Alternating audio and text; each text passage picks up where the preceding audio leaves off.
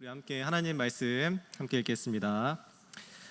에베소서 1장 3절에서 14절까지 말씀입니다. 에베소서 1장 3절에서 14절까지 말씀. 제가 한 절, 여러분들 한 절 교독해서 읽겠습니다. 제가 먼저 읽겠습니다. 찬송하리로다. 하나님 곧 우리 주 예수 그리스도의 아버지께서 그리스도 안에서 하늘에 속한 모든 신령한 복을 우리에게 주시되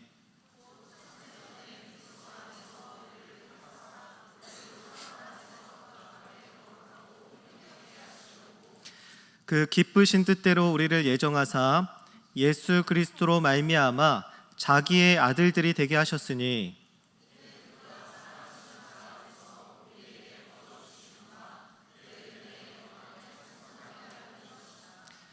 우리는 그리스도 안에서 그의 은혜의 풍성함을 따라 그의 피로 말미암아 속량 곧 죄사함을 받았느니라.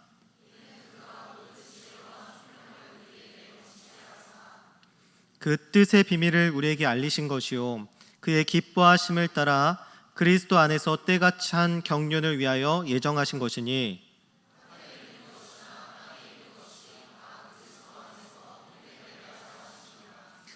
모든 일을 그의 뜻의 결정대로 일하시는 이의 계획을 따라 우리가 예정을 입어 그 안에서 기업이 되었으니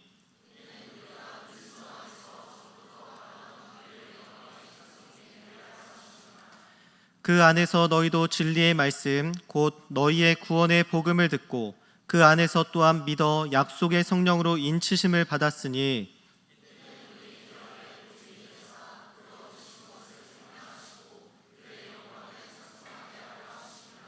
아멘. 네, 우리 좌우 앞뒤로 함께 인사하겠습니다. 우리는 그리스도의 몸된 교회입니다. 그리스도께서 교회의 머리 되십니다. 아멘. 지난주 말씀에서 우리는 사도 바울의 축복과 인사에 대해서 함께 말씀을 살펴봤습니다. 어떤 내용인지 잠깐 다시 한번 살펴보는 시간을 좀 갖겠습니다. 에베소서 1장 1절의 말씀은 이렇게 말씀하고 있죠. 우리 이 말씀도 같이 함께 읽겠습니다. 하나님의 뜻으로 말미암아 그리스도 예수의 사도된 바울은 에베소에 있는 성도들과 그리스도 예수 안에 있는 신실한 자들에게 편지하노니. 사도 바울은 에베소에 있는 성도들과 그리스도 예수 안에 있는 신실한 자들에게 편지를 하고 있습니다. 에베소는 로마 제국 안에서도 가장 번성한 도시, 그리고 정치, 경제, 사회, 문화에서도 가장 중심이 되고 핵심이 되는 도시 중에 하나라고 말씀을 드렸습니다. 특히 수많은 신들이 있었지만 그 중에서도 아데미 여신의 영향력이 아주 절대적이었다. 그리고 마술과 주술이 가득했던 도시가 에베소였다라고 말씀을 드렸어요.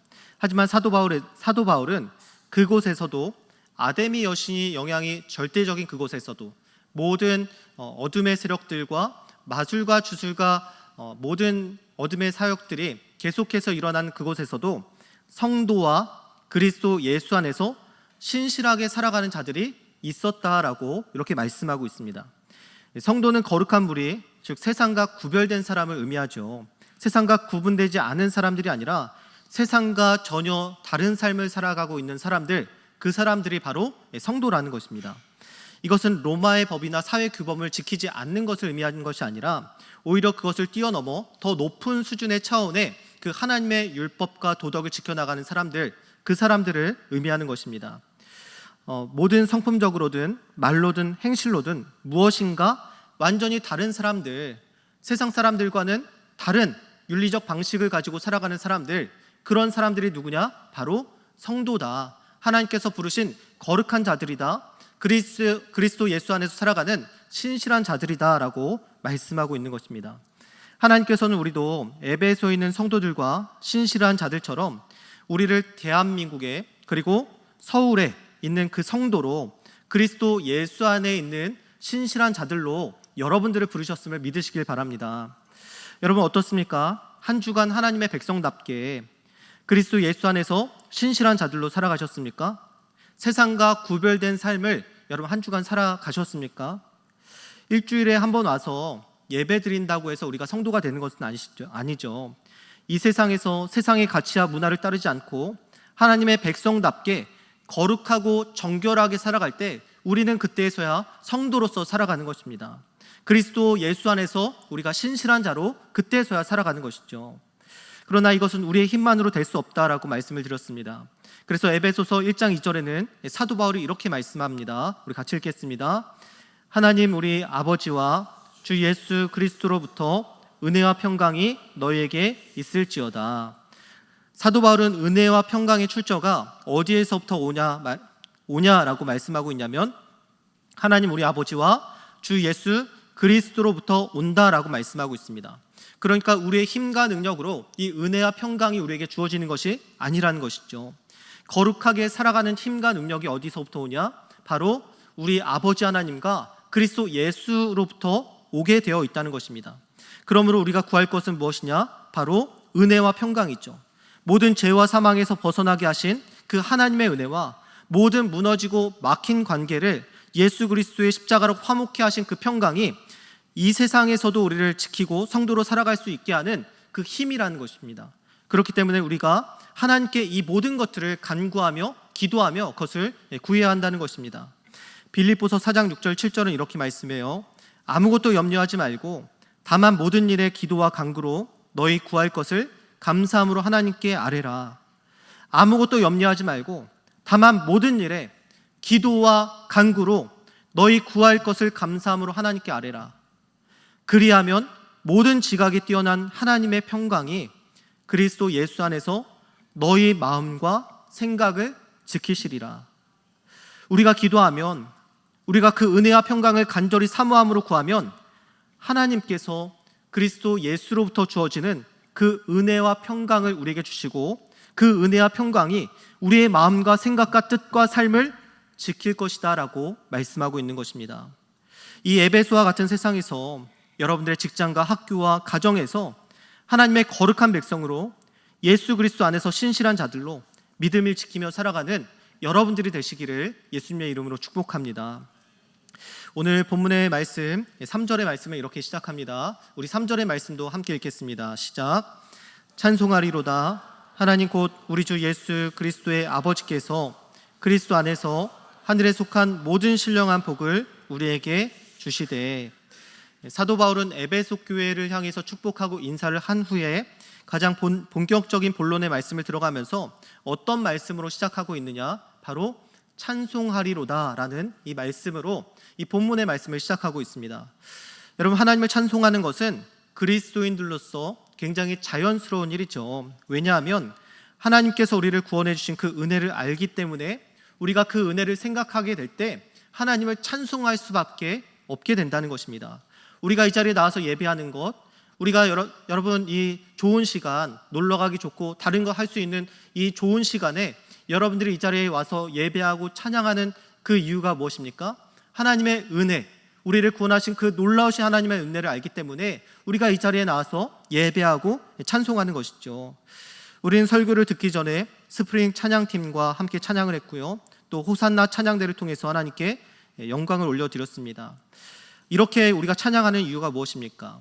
우리의 감정을 신나게 하고 분위기를 띄우게 하고 콘서트처럼 축제 분위기를 만들기 위해서 이렇게 찬양하는 것입니까? 그렇지 않다는 것이죠. 우리가 찬양하는 이유는 그 하나님의 놀라우신 은혜를 알기 때문에 우리가 자발적으로 하나님 앞에서 찬양하는 것입니다. 그래서 찬양은 아무나 할 수 없습니다. 누구나 찬양을 부를 수는 있을 것이죠. 입을 벌리고 노래를 읊조리고 음을 따라 부를 수는 있을 것입니다. 그러나 그 가사를 통해서 하나님께 올려드리는 진심 어린 찬양은 아무나 누구나 할 수 없다는 것입니다. 그런 부분에서 우리의 찬양을 점검해 보길 원합니다. 여러분, 우리는 찬양을 어떻게 하고 있습니까? 정말 하나님께 그 은혜와 감격으로 우리가 정말 그렇게 하나님을 찬양하고 있습니까? 아니면 분위기에 취해서 그냥 음율이 좋으니까 우리가 그렇게 맞춰서 찬양하고 있습니까? 바라기는 여러분 모두가 그 살아계신 하나님의 사랑과 예수 그리스도의 십자가의 은혜로 구원받아 이 감격의 찬양과 진실한 예배를 올려드리시기를 예수님의 이름으로 축복합니다. 여러분, 찬송은 언제 하는 것입니까? 여러분들이 진심으로 찬양하게 될 때는 과연 언제입니까? 여러분들이 진심으로 마음에서 우러나오는 그 찬송을 하게 될 때가 언제입니까? 아마 여러분들의 상황을 회복시키실 때, 어떤 어려운 문제가 있었는데 하나님의 도우심으로 해결됐을 때, 내가 바라던 것들을 하나님께서 이루어 주셨을 때 우리는 그때에서야 하나님을 진심으로 찬송하게 된다는 것입니다. 물론 신앙이 굉장히 성숙하고 좋은 사람들은 고난 가운데서도 하나님을 찬송할 수 있습니다. 마치 바울과 실라가 그 감옥에 갇혀서 하나님을 찬양했던 것처럼, 정말 신앙이 성숙한 사람은 고난 가운데서도, 역경 가운데서도 불평이 아니라 하나님을 찬양할 수 있다는 것이죠. 그러나 대부분의 사람들은 어떻습니까? 무엇인가 간절한 소원이 이루어졌을 때 우리가 그때에 하나님을 찬양한다는 것입니다. 이스라엘 역사에서 남유다 왕국의 히스기야 왕은 굉장히 유명한 왕이죠. 남유다 왕국을 완전히 개혁한 사람이었습니다. 그는 하나님 앞에서 신실한 삶을 살아갔지만 죽을 병에 걸렸고 이를 위해서 하나님께 간절히 기도했습니다. 그때 하나님께서 그의 기도를 들으시고 그의 생명을 15년 연장시켜 주셨습니다. 그리고 나서 이 히스기야 왕이 이렇게 찬양하고 있습니다. 이사야 38장 20절에는 이렇게 말씀해요. 여호와께서 나를 구원하시리니 우리가 종신토록 여호와의 전에서 수금으로 나의 노래를 노래하리로다. 우리는 우리를 구원하신 그 하나님을 경험하게 될 때, 우리를 건지시고 살리시고 모든 죄와 속박에서 사망에서 건지시는 그 하나님을 경험할 때에야 우리는 진심으로 마음을 다해서 하나님을 찬양하게 된다는 것입니다. 특히 여러분들이 예수님을 인격적으로 만났을 때 우러나오는 그 진심 어린 찬송을 여러분들은 기억하고 계십니까? 그 감격의 찬양이 지금도 여러분 안에 이어지고 있습니까? 저는 모태신앙으로 중3 때까지는 종교 생활을 했습니다. 어려서부터 부모님에 의해서 저의 자의가 아니라 타의에 의해서 교회를 다녔습니다. 그런데 중3 때 흰돌산 기도원으로 수련을 갔어요. 여러분 흰돌산 기도원 아십니까? 아시는 분들은 아마 저와 연배가 비슷한 분들일 거예요. 연세중앙교회에서 운영하고 있는 곳인데, 당시에는 이 흰돌산 기도원이 5,000명 정도가 이제 수용할 수 있는 그런 기도원이거든요. 근데 그 기도원이 5,000명이 매번 계속 꽉 찼습니다. 흰돌산 기도원의 수련의 스케줄이 어떠냐면, 예배 4시간 드리고 밥 1시간 30분 먹고, 예배 4시간 드리고 1시간 30분 식사하고, 또 예배 3, 4시간 드리고 1시간 30분 식사하고, 이게 하루의 스케줄이에요. 근데 며칠 하냐면 3박 4일을 그렇게 합니다. 그리고 의자가 아니에요. 바닥에 앉아서 다닥 붙어가지고 다리도 필 수 없을 정도로 그렇게 3박 4일을 수련을 해요. 여러분 어떻습니까? 언제 한번 갈까요? 네. 은혜가 되겠죠. 어쨌든 그런 스케줄로 이루어진 그 수련에 제가 믿음도 없었고 부모님에 의해서 억지로 이렇게 신앙생활을 했던 제가 그 수련을 견딜 수 있겠습니까? 견딜 수 없죠. 한 번 드리고 나서 예배를 참석하지 않았습니다. 너무 힘들었기 때문이죠. 그때가 여름이었는데 같이 온 또래 친구들과 함께 한 번 그냥 수련 거기 집회 참석하고, 그리고 나와서 이제 샤워장에 가서 계속 물놀이 하면서 그렇게 시간을 보냈습니다. 그리고 그 양심이 있어서, 어쨌든 돈을 내고 왔잖아요. 양심이 있어서 그 3박 4일 마지막 저녁 집회는 들어갔습니다. 들어갔는데 거기 5,000명 수용하는 공간이니까 얼마나 크겠어요. 1층에는 앉지 않고 2층까지 있었는데 2층에서도 가장 구석에 앉아가지고 이번만 그냥 한 번 드리고 이제 내일 집에 가야겠다 이런 생각을 마음 먹고 그렇게 앉아 있었습니다. 근데 그 앞에서 목사님 보니까 목사님이 정말 그 손가락 한 마디처럼 그렇게 작게 보였습니다. 그 목사님께서 갑자기 설교하시다가 손가락을 앞으로 향해서 뻗으시면서 너 때문에 예수님이 돌아가셨어. 너 때문에 예수님이 돌아가셨어. 너 때문에 예수님이 돌아가셨어. 이렇게 3번을 외치셨어요. 그런데 그 수많은 사람들 중에 그 메시지가 다른 사람에게 하는 메시지가 아니라 저에게만 하는 메시지 같았습니다. 그 메시지를 3번 들을 때마다 제 마음에 콕 박히는 그런 일들이 일어났습니다. 저는 그 이전에 그 말씀을 듣고 그 메시지를 듣고 이전에 죄라고 생각하지 않았던 것들, 아무런 생각 없이 행동했던 것들이 갑자기 죄로 여겨지기 시작했습니다. 제 안에서 갑자기 눈물과 콧물이 쏟아지기 시작하면서 성령께서 제 마음에 악한 생각들과 죄를 조명하시기 시작했습니다. 몇 시간 동안 그 자리에 앉아서 계속 울었던 것 같습니다. 그때 이후로부터 저는 예수님이 정말 나를 위해서 나의 죄를 위해서 십자가에 달려 돌아가신 것이 믿어지게 되었고요. 이제는 부모님에 의해서 억지로 신앙생활하는 사람이 아니라 저의 자의로, 저의 의지로 신앙생활하는 사람으로 완전히 바뀌었습니다. 이러한 놀랄만한 체험들과 경험들, 하나님께서 마음을 만져주시고 인도하신 그런 경험들이 굉장히 많죠. 만약 하나님께서 저를 그냥 내버려 두셨다면 저는 고등학생 때부터 엄청나게 타락했을 것입니다. 하지만 하나님께서 그렇게 저를 인도하셨기 때문에 제가 이렇게 목사가 될 수 있었던 것 같습니다. 사도 바울도 마찬가지라는 겁니다. 사도 바울이 어떤 사람이었습니까? 예수님을 만나기 전까지 그리스도인들을 잡아 가두며 죽였던 사람이죠. 사도행전 8장에 보니까 스데반이 죽고 예루살렘에 큰 박해가 일어났는데 그 박해의 중심부에 누가 있었냐면 바로 사도 바울이 있었다라고 성경은 말씀하고 있습니다. 사도 바울이 얼마나 악랄하고 지독하게 그리스도인들을 박해했는지 그 악명이 각처에 퍼져 있었습니다. 그런데 예수님께서 그런 사도 바울을 불러주신 것이죠. 그를 용서하시기로 작정하신 것입니다. 그리고 사도 바울을 향해서 예수님께서 심지어 뭐라고 말씀하셨냐면 나의 택한 그릇이다라고 말씀하셨습니다. 그렇게 그리스도인들을 악랄하게 핍박하고 그리고 그들을 잡아 가두었던 그 사도 바울에게 나타나셔서 그를 구원하시고 그를 구원하신 것뿐만 아니라 나의 사도로 나의 택한 그릇이라고 그를 불러주셨다는 거예요. 사도 바울은 자신이 용서받을 수 없는 죄인임을 잘 알았던 사람입니다. 그래서 사도 바울은 자기 스스로를 죄인 중에 괴수라고 그렇게 말씀하고 있는 거예요. 그리고 지극히 작은 자 중에 가장 작은 자가 나다라고 말씀하는 것입니다. 제가 대학생 때 신학교이다 보니까 기숙사에 사는 사람들은 무조건 새벽 예배에 참석해야 했습니다. 예배가 마치면 강단 앞으로 올라가서 기도하는데 제 앞에 항상 어떤 신학생이 무릎 꿇고 울면서 기도를 했습니다. 그래서 매일 그 울면서 그렇게 기도하는 거 보니까 무슨 기도를 하길래 저렇게 맨날 울면서 기도할까 궁금해서 저의 기도를 잠깐 멈추고 그분의 기도수를 들어봤어요. 그랬더니 어떻게 기도하냐면 하나님 저는 죄인입니다. 하나님 저는 죄인입니다. 하나님 저는 죄인입니다. 저를 용서해 주세요라고 이렇게 계속해서 간구하는 기도를 하고 있었습니다. 여러분 신학생이 무슨 큰 잘못을 해서 얼마나 못된 일을 했길래 그렇게 나는 죄인입니다. 저는 죄인입니다. 저를 용서해 주십시오라고 이렇게 기도했겠습니까? 그럴 만한 그렇게 엄청난 죄를 지을 만한 사람이 아니겠죠. 그럼에도 불구하고 그가 하나님 앞에서 저는 죄인입니다. 용서해 주십시오라고 기도한다는 거예요.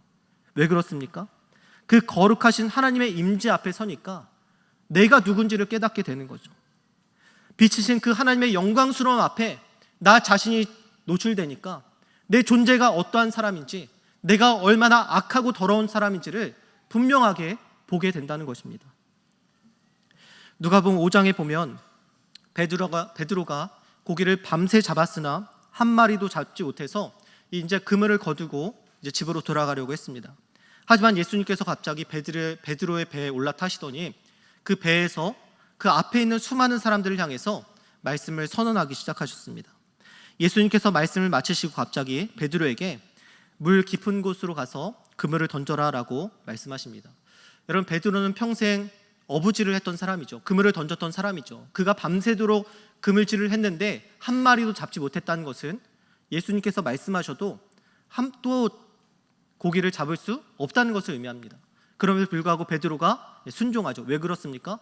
예수님께서 그 사람들 백성들을 향해서 말씀하시는데 그 말씀이 그냥 말씀이 아니었던 거예요. 이분이 보통 분이 아니었다는 것을 이 베드로가 깨닫게 되는 것입니다. 그리고 나서 그물을 던지자 수많은 고기들을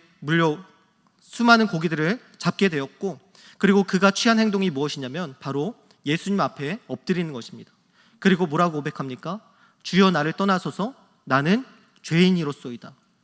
하나님의 그 신적 능력 앞에 그 신적인 위엄 앞에 서니까 자기가 어떤 존재인지를 깨닫게 되는 거예요. 내가 죄인이었구나. 내가 하나님 앞에서 죄인이었구나라는 이 사실을 깨닫게 되는 것입니다. 하나님을 알게 될수록 우리가 어떠한 존재인지를 내가 얼마나 큰 죄인인지를 깨닫게 된다는 것입니다. 예수님은 실제로 가늠하고 살인한 사람만이 가늠하고 살인한 사람이 아니라고 말씀하셨어요. 마음의 음욕을 품고 그리고 그 마음에 미워했다면 그 사람도 이미 간음했고 그 사람도 이미 살인한 사람이다라고 예수님께서 말씀하셨습니다. 이사야 55장 8절과 9절은 이렇게 말씀합니다. 이는 내 생각이 너희의 생각과 다르며 내 길은 너희의 길과 다름이니라. 여호와의 말씀이니라. 이는 하늘이 땅보다 높음 같이 내 길은 너희의 길보다 높으며 내 생각은 너희의 생각보다 높음이니라. 하나님의 기준은 우리의 기준과 다르다는 거예요. 하나님의 기준은 우리와 차원이 다르다는 것입니다. 완전하고 온전하신 분, 절대적인 기준을 가지신 분이 바로 그 하나님이라는 것이죠. 우리가 그 완전하시고 온전하신 하나님 앞에 설 때에야 우리의 모습이 얼마나 초라하고 무가치하고 이런 우리를 위해서 예수 그리스도를 보내셔서 구원하신 그 은혜가 얼마나 큰지를, 그 사랑이 얼마나 위대한 사랑인지를 우리가 그때에서야 깨닫게 된다는 것입니다. 사도 바울도 그 사실을 알았던 것이죠. 자신이 하나님 앞에서 자신의 지식과 재력과 능력과 권력 그 어떤 것으로도 하나님 앞에 나갈 수 없고 용서받을 수 없는 죄인이라는 사실을 사도 바울도 알았던 것입니다. 그러나 로마서 5장에서는 뭐라고 말씀합니까? 우리가 연약할 때, 우리가 경건하지 않을 때, 우리가 아직 죄인 되었을 때, 우리가 하나님과 원수 되었을 때 하나님께서 그리스도를 우리에게 보내주셔서 자기에 대한 사랑을 확증하게 하셨다라고 말씀하고 있습니다. 우리가 하나님과 원수 되었을 때조차도 하나님을 미워하고 하나님 앞에서 원수로서 살아갔을 때 그조차도 하나님께서 자기 아들 예수 그리스도를 우리에게 보내주셔서 십자가에 죽게 하심으로 우리를 향한 하나님의 사랑이 얼마나 크고 위대한지를 보여주셨다, 확증하셨다라고 말씀하고 있는 것입니다. 여러분, 이 사실을 깨닫게 되면, 경험하게 되면 우리가 찬송할 수밖에 없다는 거예요. 우리가 이 놀라우신 하나님의 은혜, 죽을 수밖에 없는 이 죄인, 그러나 우리를 다시 살리신 그 하나님의 놀라우신 은혜와 사랑을 경험하게 되면 우리는 자연스럽게 찬양할 수밖에 없게 된다는 것입니다.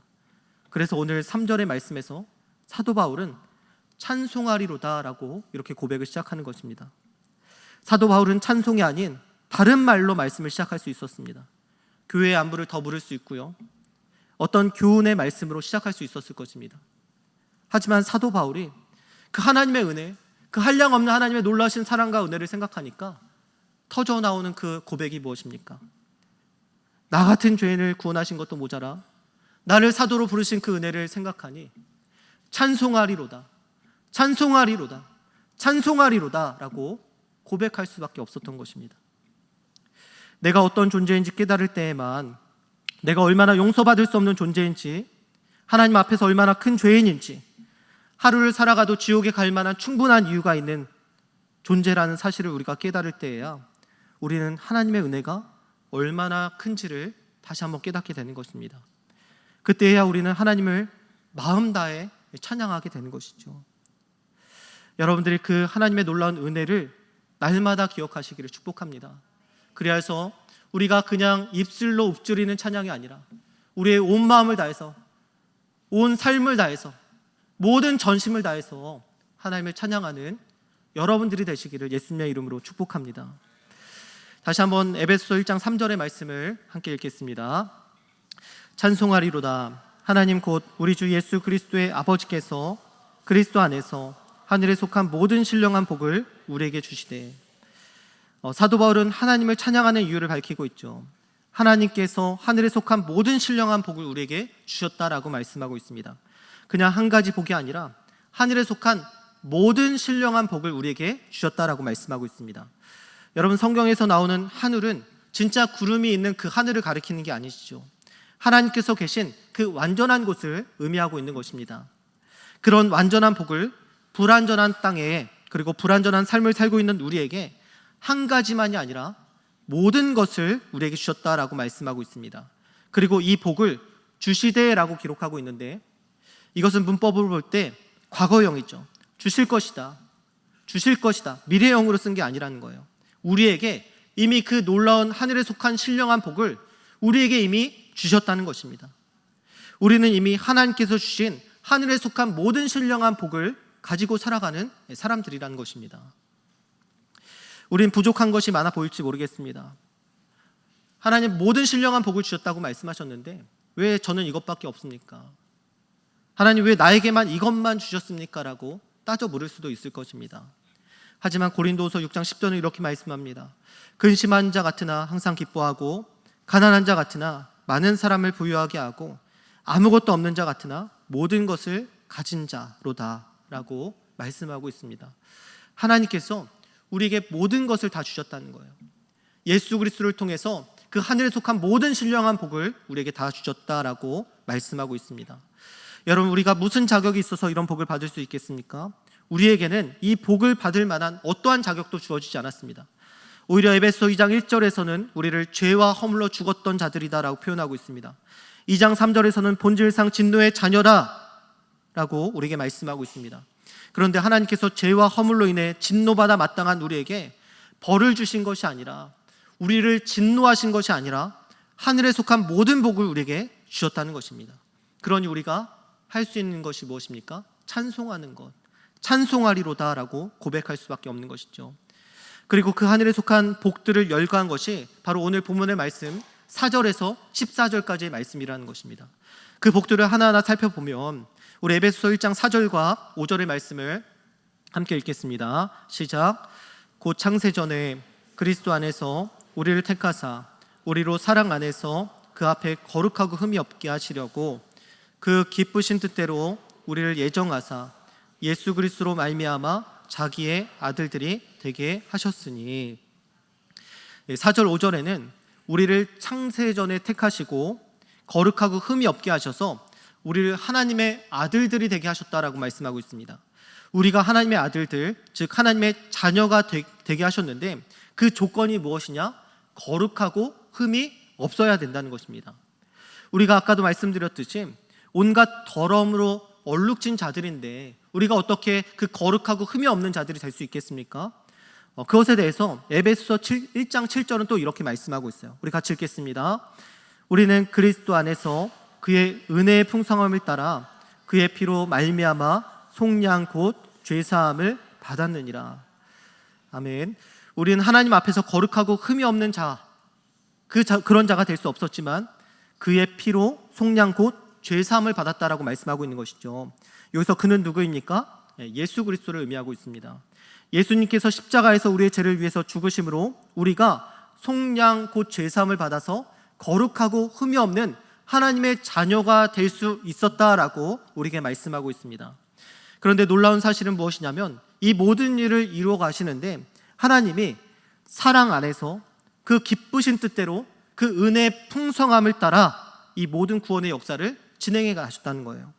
그냥 마지못해서 우리를 구원하신 것이 아니라, 그냥 할 일이 없어서 우리를 구원하신 것이 아니라, 그냥 선심 쓰듯이 우리를 구원하신 것이 아니라 그 사랑 안에서, 그 기쁨 안에서 그 은혜의 풍성함을 따라서 우리를 구원하셨다라고 말씀하고 있습니다. 무엇보다 하나님은 은혜가 풍성하신 분이기 때문에 우리를 구원하셨습니다. 만약 우리가 믿는 하나님께서 쪼잔한 분이라면, 자기 마음 가는 대로 행하시는 분이라면 우리가 어찌 구원을 받을 수 있겠습니까?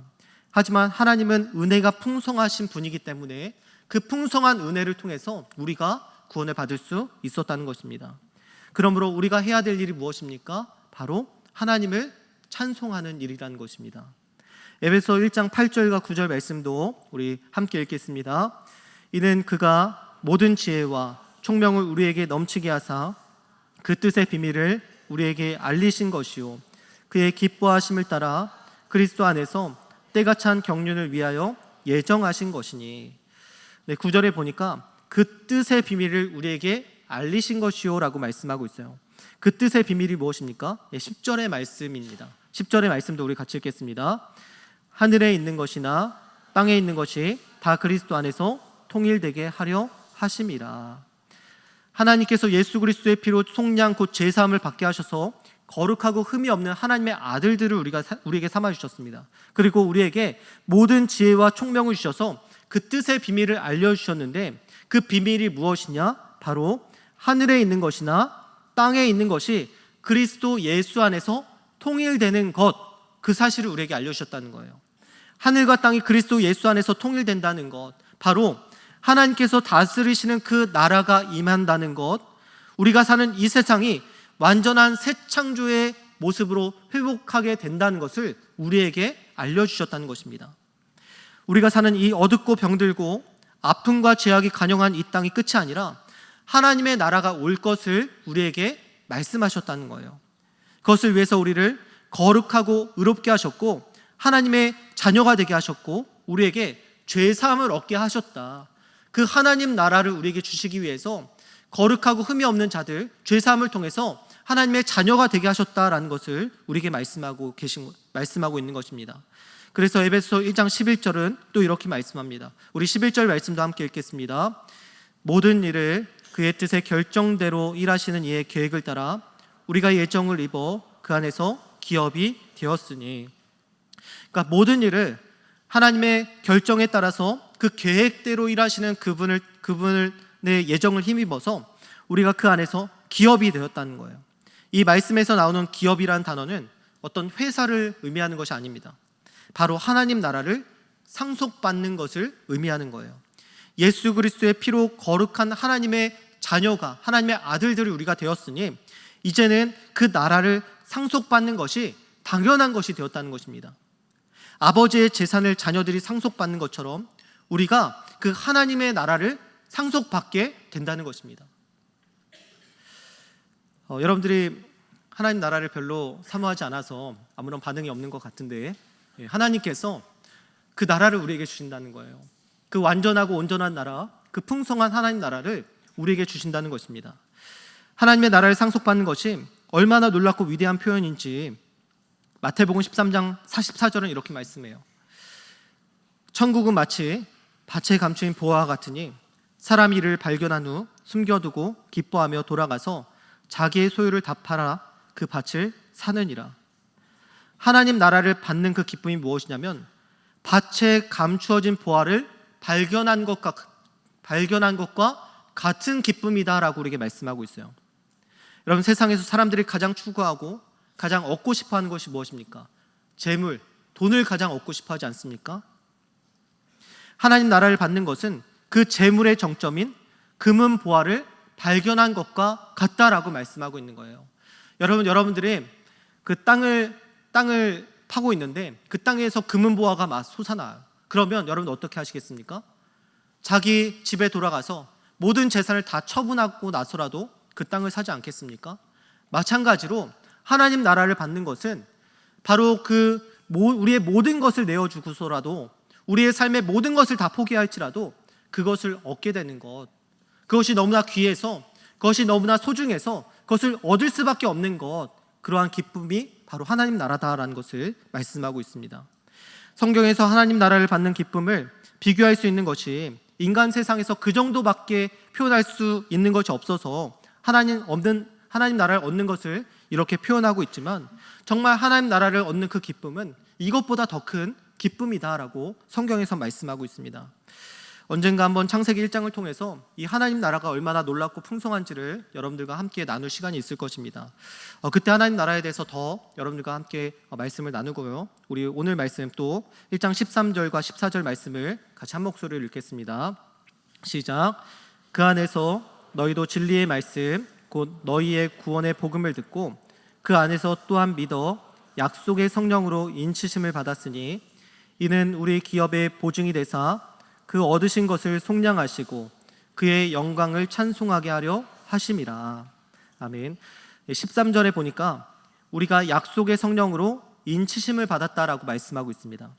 하나님의 자녀가 된 자들은 하나님의 나라를 받게 될 것을 약속의 성령으로 인치심을 받았다. 성령께서 우리에게 그 하나님 나라를 받을 것을 약속하셨다는 거예요. 우리에게 하나님의 자녀가 되었고 그리고 우리가 법적 상속자로서 그 하나님 나라를 받게 될 것을 도장 찍어 주셨다라고 우리에게 말씀하고 있는 것입니다.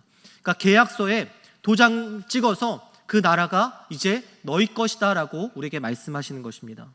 14절은 기업의 보증이라는 단어가 나오는데 우리가 무엇을 계약할 때 보증금을 받지 않습니까? 근데 이 보증금을 받는다는 것은 원금의 일부를 우리가 받아서 미리 누리는 것을 의미합니다. 마찬가지로 성령으로 인치심을 받는 것은 앞으로 완성될 그 하나님 나라를 우리가 미리 받아서 누리게 된다는 거예요.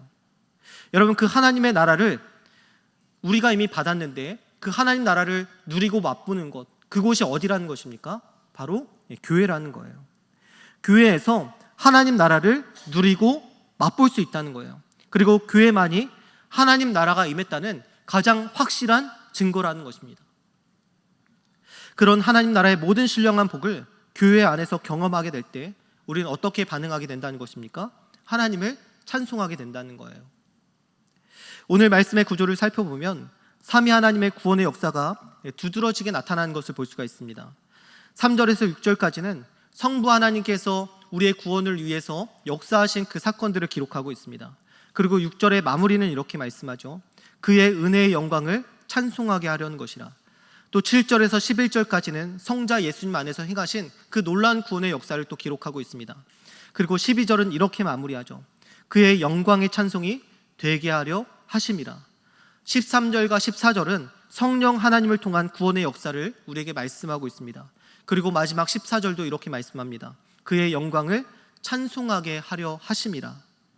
에베소서 1장 3절에서 14절까지는 우리를 구원하시기 위한 성부, 성자, 성령 하나님의 그 놀라운 구원의 역사를 우리에게 말씀하고 있습니다. 그리고 그 끝마다 삼위 하나님을 찬송하고 있어요. 사도 바울이 이 놀라운 은혜와 복에 대해서 설명하는 이유는 단 한 가지입니다. 우리에게 베푸신 이 놀라운 은혜와 복을 깨달아서 우리가 하나님을 찬송하게 되는 것, 이것이 사도 바울의 목적이라는 것입니다. 자신이 알게 된 이 구원의 복, 자신이 누리고 있는 이 구원의 복을 우리도 알아서 하나님을 찬양하길 원하는 것이 사도 바울이 이 1장을 통해서 우리에게 말씀하고 있는 것입니다. 우리도 사도 바울처럼 그 완전하고 영원한 하나님의 나라의 복을 허락하신 그 하나님께 찬송하리로다, 찬송하리로다, 찬송하리로다 라고 우리가 이렇게 마음을 담아서 전심으로 하나님을 찬양해야 되지 않겠습니까? 그것이 우리의 진실된 고백이 되어야 되지 않겠습니까?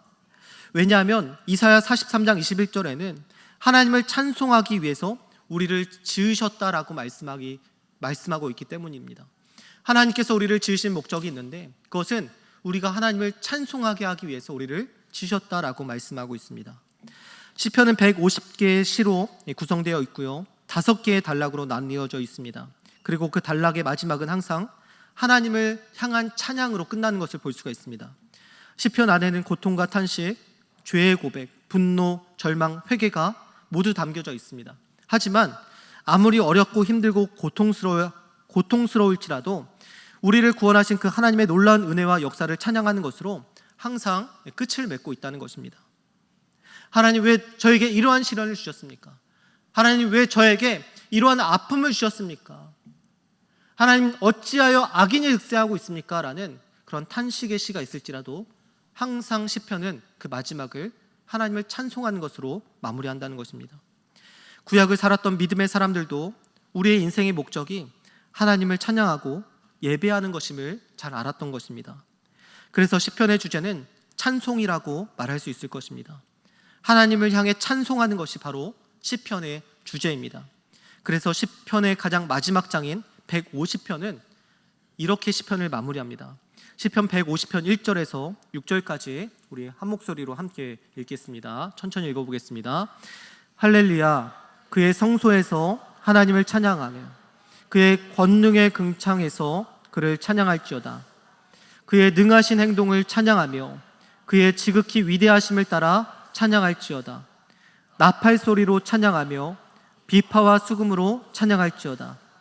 소고치며 춤추어 찬양하며 현악과 퉁소로 찬양할지어다. 큰 소리 나는 재금으로 찬양하며 높은 소리 나는 재금으로 찬양할지어다. 호흡이 있는 자마다 여호와를 찬양할지어다. 할렐루야. 아멘. 각 절에서 어떤 말씀이 계속 반복되고 있습니까? 찬양하며 찬양하며 찬양하며 찬양할지어다 라는 말씀이 계속해서 반복되는 것을 볼 수가 있습니다. 우리의 인생의 목적이 무엇이냐? 하나님을 찬양하는 것임을 우리에게 말씀하고 있는 것입니다.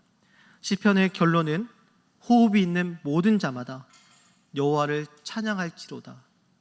호흡이 있는 모든 자마다 여호와를 찬양할지어다 라고 우리에게 말씀하고 있습니다. 여러분, 우리의 인생의 목적, 우리의 삶의 이유, 우리의 모든 예배의 이유는 바로 하나님을 찬양하는 것임을 여러분들이 믿으시길 바랍니다. 교회가 해야 할 것은 다른 것에 있지 않습니다. 무엇을 잘 해내는 것도 좋지만 하나님의 놀라운 이 구원의 은혜를 기억하며 하나님을 찬양하고 예배하는 것, 그것이야말로 우리의 목적임을 기억하시길 바랍니다. 구원받을 자격 없는 우리를 구원하신 그 삼위 하나님께 영광과 찬송을 올려드리는 우리 작은 예수 청년부가 되시기를 예수님의 이름으로 축복합니다.